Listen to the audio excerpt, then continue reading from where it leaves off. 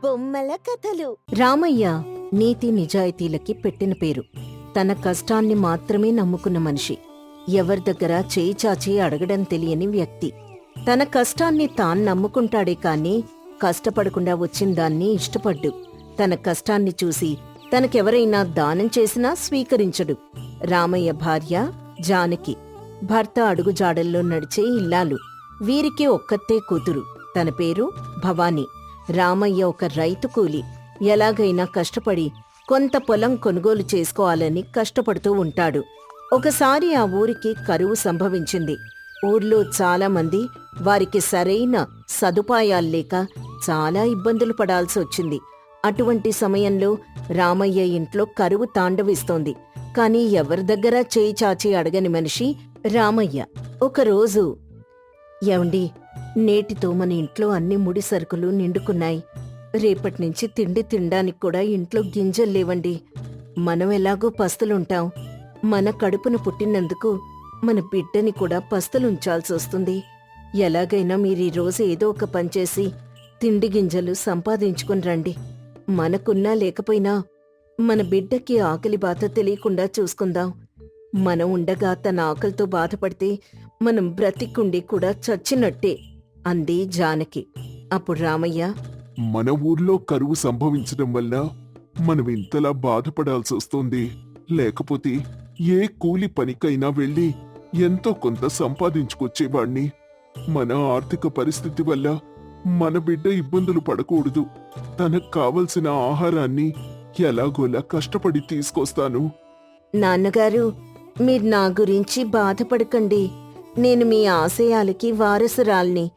ఆకలితో పస్తులైనా ఉంటాను కాని మన ఇంటి పరువు పోయే విధంగా నేను ప్రవర్తించను. నా గురించి ఆలోచించి మీరు బాధపడకండి. మీకు సాధ్యమైనంత వరకు ప్రయత్నించండి. లేకపోతే అందరం పస్తులైనా ఉందాం. తల్లి, చిన్న వయసులోనే నువ్వెంతో పెద్దగా ఆలోచిస్తున్నావు. నువ్వు నా పేరు నిలబెట్టేదానివే. కాని తండ్రిగా నా బాధ్యత కూడా నేను నిర్వర్తించాలి. నువ్వు ఆకలితో ఉంటే నేను తట్టుకోలేను తల్లి. ఏదో రకంగా నేను మనందరికీ తిండి దొరికే విధంగా ప్రయత్నిస్తాను. జాగ్రత్తగా వెళ్ళిరండి. సరేనని రామయ్య బయటికి వెళ్తాడు. బయట ఎటు చూసినా కరువు వల్ల ఏ పని దొరక్క చాలా ఇబ్బంది పడతాడు. పని కోసం పక్క ఊరు వెళ్తాడు. అక్కడ కూడా ఇదే పరిస్థితి ఎదురవుతుంది. రామయ్య ఒక దుకాణం వద్దకు వెళ్ళి, అయ్యా, మీ దుకాణంలో ఏదైనా పనుంటే ఇప్పించండి అయ్యా. నేను కష్టపడి పనిచేస్తాను.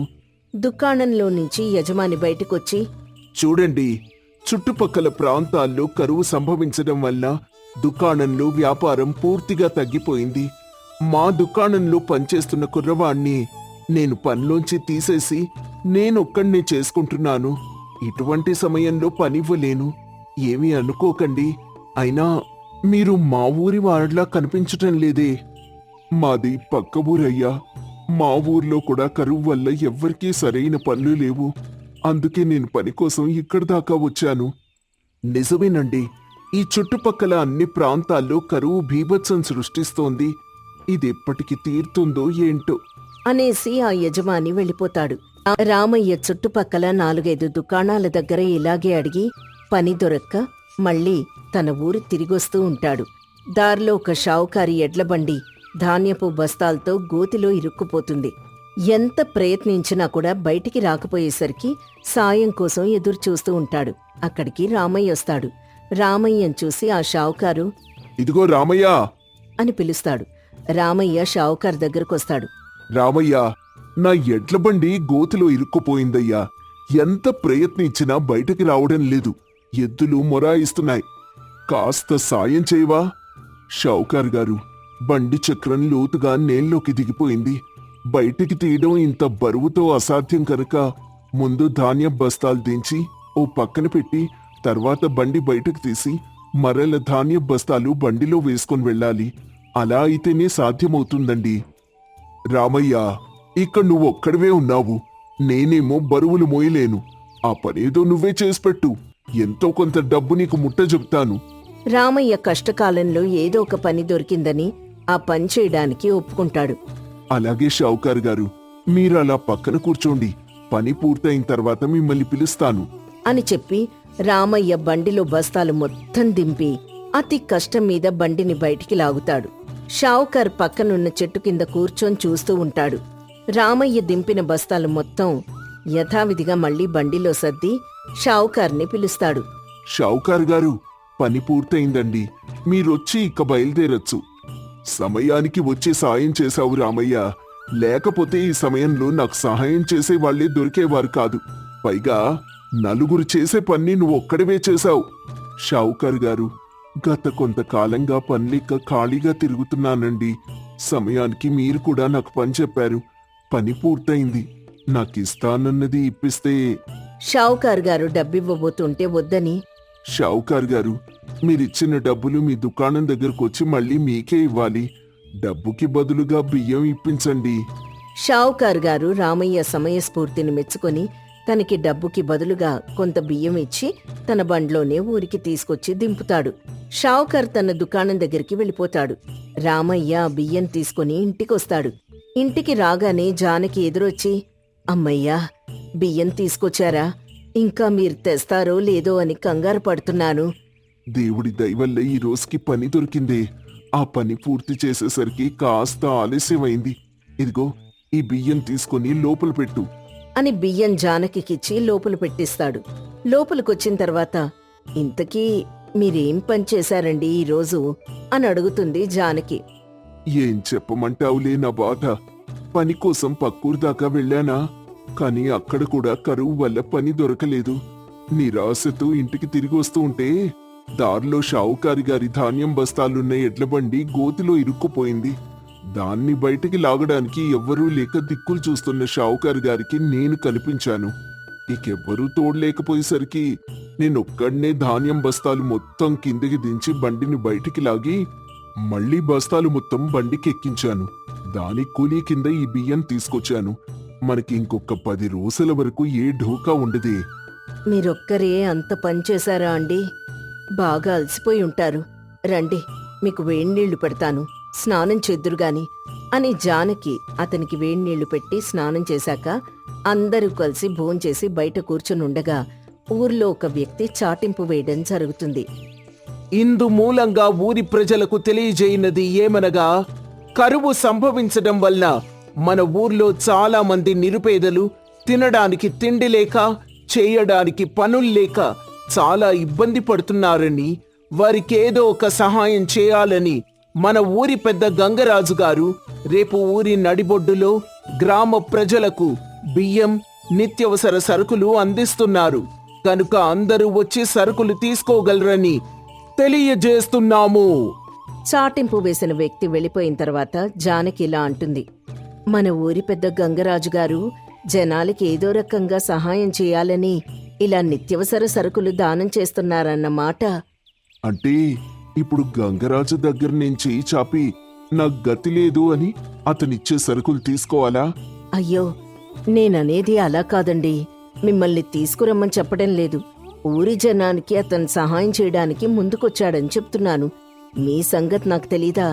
ఎవరి దగ్గర చేయి చాచరని మీ గురించి తెలిసి కూడా మిమ్మల్ని అక్కడికి వెళ్ళమని ఎలా చెప్తాను? ఇంతలో అక్కడికి పక్కింటి శాంతమ్మ వస్తుంది.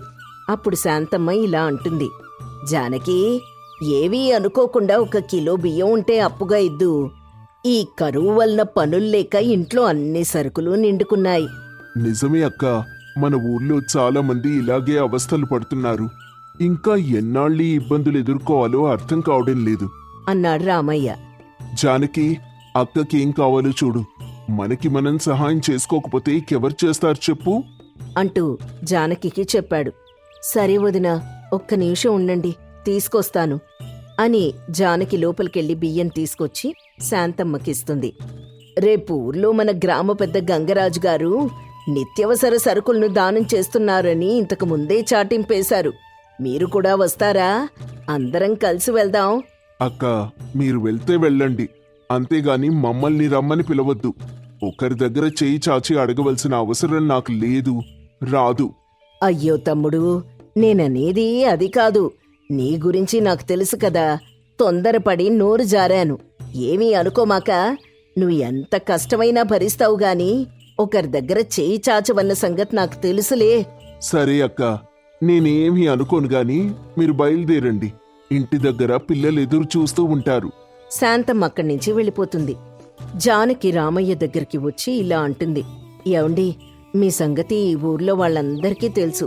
ఇక మీరు ప్రత్యేకంగా చెప్పాల్సిన అవసరం లేదు. పదండి, ఇక పడుకుందాం అని ఇద్దరూ లోపలికెళ్ళి పడుకుంటారు. మరుసటి రోజు ఉదయం ఊర్లో గ్రామ పెద్ద గంగరాజు ఊరికేర్పడిన కరువు వల్ల ఇబ్బంది పడేవారికి నిత్యవసర సరుకులను దానం చేస్తూ ఉంటాడు. జనమంతా ఒక వరుసలో నిల్చొని వాటిని తీసుకుంటూ ఉంటారు.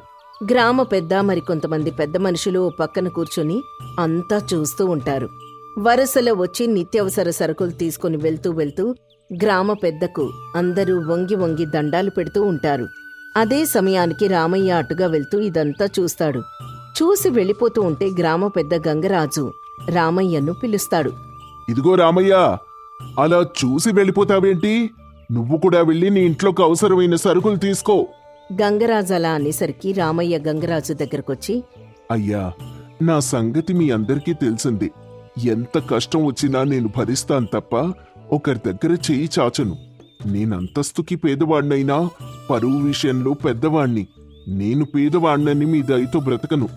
నేను కష్టపడి సంపాదించిన దాన్ని తినడమే నాకిష్టం. మీకు నేను చెప్పే సమాధానం తలపొగరుగా అనిపించవచ్చు, కానీ అది నా గర్వం. పేదవాడి గర్వం చేయి చాచకుండా నీతిగా నిజాయితీగా బతకడమే.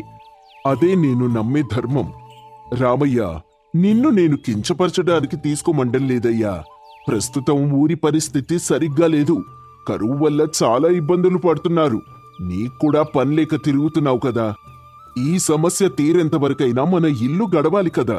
నేను దానం చేసినంత మాత్రాన నేను గొప్పవాణ్ణి కాలేను. నువ్వు తీసుకున్నంత మాత్రాన నిన్ను చిన్న చూపు చూడు. అయినా సరేనయ్యా, నేను తీసుకోలేను. నన్ను మన్నించండి. మీరు నాకేదైనా సహాయం చేయాలనుకుంటే కొంత భూమిని కౌలుగా ఇప్పించండి. నేను కష్టపడి పనిచేసి మీకు కౌలు డబ్బులు చెల్లించిన తర్వాతే మిగిలిన దాన్ని తీసుకుంటాను.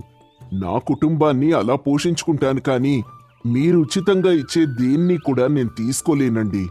దానికి నా మనస్సాక్షి అంగీకరించదు. సరే సరే, నీ మనసులో మాట నువ్వు చెప్పావయ్యా. నీకేదో విధంగా సహాయం చేయాలన్నది నా కోరిక. నా దగ్గరున్న పొలంలో నీకొక ఎకరం కౌలుకిస్తున్నాను. తీసుకొని కష్టపడి పనిచేసి నువ్వు న్యాయంగా ధర్మంగానే జీవించు. నిన్నింకెప్పుడూ కూడా నేను చేసే దాన ధర్మాల్ని తీసుకోమని చెప్పను. సరేనా? నువ్వు గర్వంగానే జీవించవయ్యా. రామయ్య గంగరాజు దగ్గర ఎకరం పొలం తీసుకుని కష్టపడి వ్యవసాయం చేస్తాడు. కొద్ది కొద్దిగా ఆ ఊర్లో కరువు తగ్గుతూ ఉంటుంది. ఊరి జనం కోలుకుంటారు. రామయ్య చేసిన వ్యవసాయ పంట బాగా పండుతుంది. యథావిధిగా రామయ్య తను సంపాదించిన సొమ్ముతోనే దర్జాగా బ్రతుకుతాడు. నేను చెప్పే నీతి పేదరికం తప్పు కాదు, స్వాభిమానం కోల్పోవడం తప్పు. పేదవాడికి గర్వం అంటే తలెత్తుకొని నిజాయితీగా బ్రతకడం. అదే పేదవాడి గర్వం అనుకుంటాడు రామయ్య. కోనాయిపల్లి అనే చిన్న గ్రామంలో బసవరాజు, కాంచనమ్మ అనే దంపతులు ఉండేవారు. వృద్ధాప్యం రావడంతో బసవరాజు వ్యవసాయానికి దూరమయ్యాడు. ప్రభుత్వం ఇచ్చే పెన్షన్తోనే జీవితం కొనసాగిస్తూ ఉండేవారు ఆ దంపతులు. వారికి పెళ్ళేడికొచ్చిన సీను అనే కొడుకున్నాడు. ఓ రోజు, ఏమయ్యా, మన కొడుకు పెళ్లి సంగతేంటి?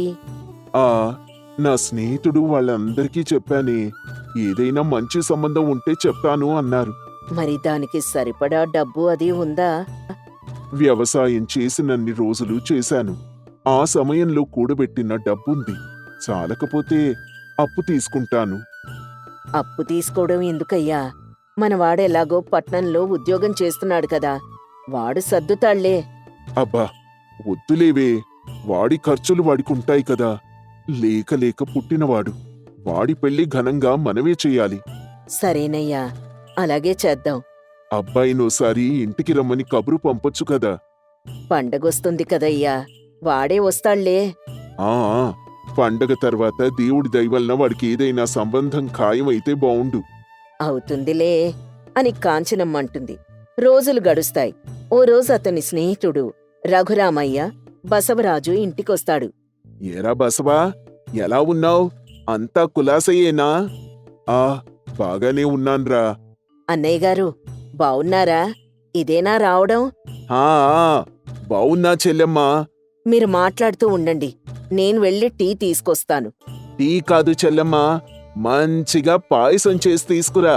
మీ ఇద్దరి నోరు తీపి చేసుకోవాలి కదా. దేనికిరా, ఏమైందిప్పుడు? నీ కొడుక్కి మంచి సంబంధం తీసుకొని వచ్చాన్రా. అవునా? అమ్మాయి వాళ్ళు సరే అన్నారా అన్నయ్య? వాళ్ళకి మన సంబంధం ఇష్టమైనటమ్మా. వాళ్ళు మా దగ్గర బంధువులే. చాలా మంచి శుభవార్త చెప్పావురా. అయితే నువ్వు వాళ్ళతో మాట్లాడు. ఈ చవితికి అబ్బాయి ఇంటికొస్తాడు. ఆ మన్నాడెళ్ళి అమ్మాయిని చూసొద్దాం. సరేరా, నేను వాళ్లతో మాట్లాడతాను అని పాయసం తిని వెళ్ళిపోతాడు. రోజులు గడుస్తాయి. పండగ అని చెప్పి సీను ఊరికొస్తాడు. ఎరా సీను, ఇదేనా రావడం? చాలా రోజులకొచ్చావురా ఊరికి. పనులు కొంచెం ఎక్కువగా ఉంటున్నాయి బాబాయ్, అందుకే రాలేకపోతున్నాను. చాలా మారిపోయావురా. చక్కగా ఉన్నావు. ఇప్పుడు పట్నం నీరు వంట పట్టినట్టుంది నీకు. ఎంతైనా ఊరు నీరు కంటే కాదులే బాబాయ్. సరేరా, ప్రయాణం చేసి అలసిపోయి ఉంటావు. ముందు ఇంటికెళ్ళు. సరే బాబాయ్, నేను సాయంకాలం వచ్చి కలుస్తాను అని చెప్పి వెళ్ళిపోతాడు. ఇంటి దగ్గర కాంచనమ్మ, బసవరాజు ఎవరి పనుల్లో వారుంటారు. అమ్మా, నాన్నా, ఇంట్లోనే ఉన్నారా? రే సీను, వచ్చావా? ఎన్నాళ్లయిందిరా నిన్ను చూసి. వెళ్ళి మీ నాన్నని కలు. ఆయన నీ మీద బెంగ పెట్టుకున్నారు. నాన్నెక్కడున్నారమ్మా? పెరట్లో ఉన్నారా? వెళ్ళు.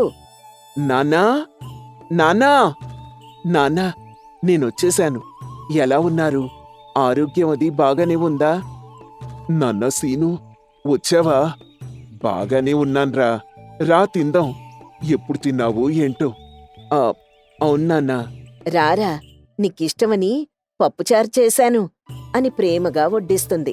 అందరూ కలిసి భోంచేస్తూ ఉంటారు.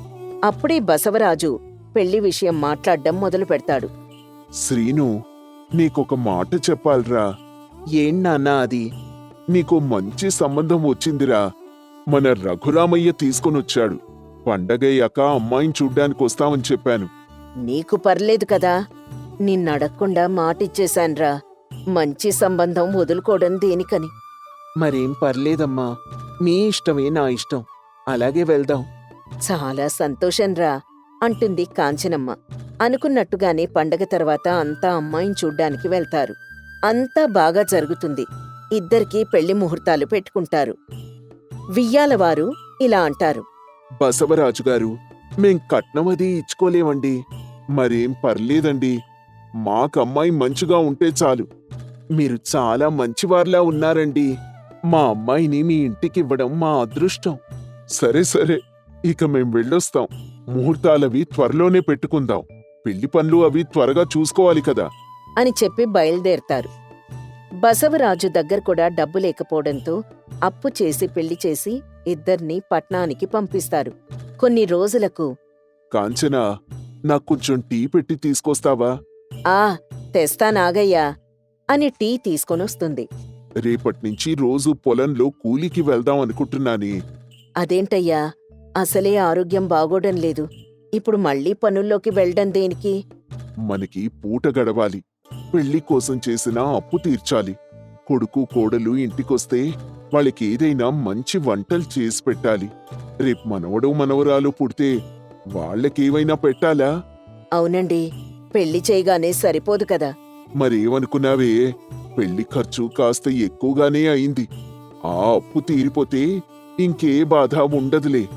దానికి మన అబ్బాయిని అడగొచ్చు కదండి. వద్దులేవే, వాడడిగాడు కాని నేనున్నాయని చెప్పాను. కొత్తగా పెళ్ళయింది కదా, పైగా పట్నంలో ఉంటున్నాడు. వాడి ఖర్చులు వాడికుంటాయి. కన్న కొడుకుని అడగడానికి మొహమాట పడతారేంటండి మీరు? నాకు ఒంట్లో ఓపికున్నంతకాలం నేను చూసుకుంటానులే కాంచనా అని అంటాడు బసవరాజు. ఆ మరుసటి రోజు నుంచే అతను పనిలోకి వెళ్తాడు. అతనికి రోజు రోజుకి ఒంట్లో శక్తి తగ్గిపోతూ ఉంటుంది. అతని ఆరోగ్యం ఇంకాస్త పాడవుతుంది. ఓ రోజు బాగా వర్షం కురవడంతో ఇంట్లోనే ఉండిపోతాడు. ఏమయ్యా, ఇంత కష్టపడే బదులు అబ్బాయికొక మాట చెప్తే అయిపోతుంది కదా. వద్దే, వాడి ఖర్చులు వాడికుంటాయి కదా. పోనీ అప్పుడెప్పుడో నీ స్నేహితుడికి అప్పిచ్చావు కదా, అవి నీకు తిరిగివ్వమని అడగచ్చు కదా. వద్దులేవే, ఆ రోజు వాడేదో అప్పుల్లో ఉన్నాడని సాయం చేశానంతే. ఇప్పుడు నువ్వు అప్పుల్లో ఉన్నావు కదయ్యా. నీ డబ్బు నువ్వు అడగడానికి కూడా నీకు మొహమాటమేనా? అటు కన్న కొడుకును కూడా ఏమీ అడగవు. ఇలా అయితే ఎలా చెప్పు? పర్వాలేదులేవే, నేను తీర్చేస్తానుగా, ఇంకొద్ది రోజులే. ఏం కొద్ది రోజులో ఏమో, నీ ఆరోగ్యం చూస్తే రోజురోజుకి పాడైపోతోంది అని అంటుంది. ఎంత చెప్పినా బసవరాజు విండు. అలా ఓ రోజు పనికి వెళ్లి అక్కడే కూలబడిపోతాడు. దీంతో వెంటనే పట్నం నుంచి కొడుకు కోడలు ఊరికొస్తారు. అమ్మా, నాన్నా, నాన్నా, ఏమైంది మీకు? ఉన్నట్టుండి ఏంటిది? అవునత్తయ్యా, మావయ్య గారికి ఏమైంది? మొన్నటి వరకు బాగానే ఉన్నారు కదా. అది మరేం పర్లేదులేరా, కళ్ళు తిరిగి పడిపోయారు అంతే. నిజమా? అసలు ఆయన బయటికెందుకు వెళ్లారు? అది కూరగాయల కోసం వెళ్లారులేరా అని మాట్లాడుతూ ఉండగా అక్కడికి పొలం యజమాని శంకరయ్య వస్తాడు. కాంచనమ్మా, ఇప్పుడు బసవరాజుకి ఎలా ఉంది? బాగానే ఉన్నాడా? ఇదిగో, ఆయనకి ఈరోజు రావాల్సిన డబ్బు ఇచ్చి వెళ్దామని వచ్చాను. మంచిదయ్యా. డబ్బా? డబ్బేంటి? మీరెందుకు మా నాన్నకి డబ్బిస్తున్నారు? అదేంటి, నీకు తెలీదా? అది శంకరయ్య గారు, బాబుకేమీ తెలీదులేండి, నేను చెప్తాను. ఆగండి ఆగండి ఆగండి మావయ్య, ఏం జరిగిందో మీరే చెప్పండి. మా అమ్మా నాన్న చెప్పేవాళ్ళైతే విషయం ఇక్కడి వరకు వచ్చేది కాదు. అది నీ పెళ్లి కోసమని కొంత అప్పు చేశాడురా మీ నాన్న. అవి తీర్చడం కోసం రోజూ నా పొలంలో పనికొస్తున్నాడు. సరే మావయ్య, మీరు వెళ్ళండి. రేపట్నుంచి ఇక నాన్న పనిలోకి రాడు. సరేరా, నీ ఇష్టం అని చెప్పి శంకరయ్య వెళ్ళిపోతాడు. శంకరయ్య వెళ్ళిన వెంటనే సీను కోపంగా, అమ్మా, ఏంటిది? ఇంత జరిగితే నాతో ఒక్క మాట కూడా చెప్పాలనిపించలేదా? నేను మీకు అంత పరాయివాణ్ణైపోయానా? అది కాదురా, మీ నాన్న చెప్పొద్దని అన్నాడు. ఏంటత్తయ్యా మీరు కూడా? మావయ్య అంత ఇబ్బంది పడుతుంటే ఓ మాట చెప్తే ఏమవుతుంది? ఏదైనా మీ భవిష్యత్తు కోసమే కదమ్మా. అమ్మా, మీరు నన్ను కనీ పెంచి ఇంత వాణ్ణి చేశారు. మీకోసం నేను ఆ మాత్రం చేయలేనా? అని శ్రీను అంటూ ఉండగా బసవరాజు స్పృహలోకొస్తాడు. రేయ్, ఇప్పుడు నాకేమైందని? నేను బాగానే ఉన్నాను కదా. ఏంటి నాన్న బావుండేది? మొహమాటానికి పోయి ఇంతవరకు తెచ్చుకున్నారు. ఇచ్చిన డబ్బు అడగరు, తీర్చాల్సిన అప్పు గురించి చెప్పరు. అన్నీ మీలో మీరే దాచుకున్నారు. ఇప్పుడు చూడండి మీకేమైందో. నాకేం కాలేదులేరా, నేను బాగానే ఉన్నాను. ఇక చాలా ఆపండి నాన్న. మీరింత కష్టపడుతున్నారని నాకు తెలీదు. ఇప్పటినుంచి అప్పు తీర్చడంలో నేను సాయం చేస్తాను. మనం కలిసి ఈ భారాన్ని తీసుకుందాం. చాలా సంతోషంరా. ఇక మీరిక్కడ ఉండొద్దత్తయ్యా, మాతో పాటు పట్నం వచ్చేయండి. అందరం కలిసి అక్కడే ఉందాం. అవునవును, ఇక్కడే ఉంటే మళ్ళీ నాన్న పనులకు వెళ్ళినా వెళ్ళిపోతాడు. లేదులేరా, వచ్చి ఓ 4 రోజులుండి మళ్ళీ ఊరికొచ్చేస్తాం. ఇక్కడే అలవాటు పడిన ప్రాణాలు కదా, పట్నంలో ఉండలేం. అవును నాన్న, సరే మీ ఇష్టం. కానీ ఇకనైనా ఇలా మొహమాటాలకు పోకుండా నాకసలు విషయాలు చెప్పండి. సరేలేరా, చెప్తాను అని అంటాడు బసవరాజు. అలా ఇద్దరూ కలిసి అప్పు తీర్చేస్తారు. బంధాలు బలంగా ఉండాలంటే మనసులో మాటను వ్యక్తపరచాలి. మొహమాటం మనల్ని మన వాళ్ల నుండి దూరం చేస్తుంది.